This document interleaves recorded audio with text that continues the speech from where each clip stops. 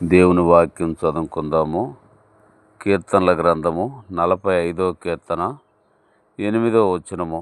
నీ వస్త్రములెల్లా గోపురస వాసనే, హాగరు వాసనే, లవంగు పొట్టు వాసనే. దంతములతో కట్టబడిన నగరులో తంతి వాయిద్యములు నిన్ను సంతోషపరుచుతున్నవి. చాలు.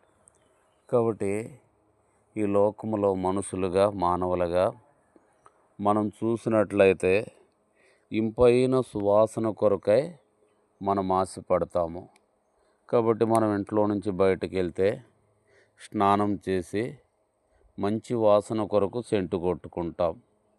కాబట్టి ధనవంతుల కానుంచి మామూలు తరగతి వారి వరకు అందరూ కూడా సెంటులు వాడుతూ ఉంటారు. ఎందుకు? వాసన కొరకు. సెంటు వాసన, సువాసన, పరిమళ వాసన కొరకై వాడుతుంటారు. కాబట్టి ఎదుటి మనిషి దగ్గరికి మనం వెళ్ళినప్పుడు మన దగ్గర ఇంపైన సువాసన రావాలని సెంటు గట్ట కొట్టుకొని మనము వెళ్తుంటామన్నమాట. అయితే దేవుని వస్త్రములో ఇలాంటి ఇంపైన సువాసన వస్తున్నాయి. పరిమళ సువాసన, పరిమళ తైలం వాసన కంటే ఇంపైన సువాసన. కాబట్టి దేవుని వస్త్రాల గురించి రాయబడినటువంటి మాట, నీ వస్త్రములెల్లా గోపురస వాసనే, హాగరు వాసనే, లవంగి పొట్టు వాసనే. కాబట్టి దేవుని దగ్గర, దేవుని సన్నిధిలో, పరలోకములో పరిమళ సువాసన ఉంటుంది.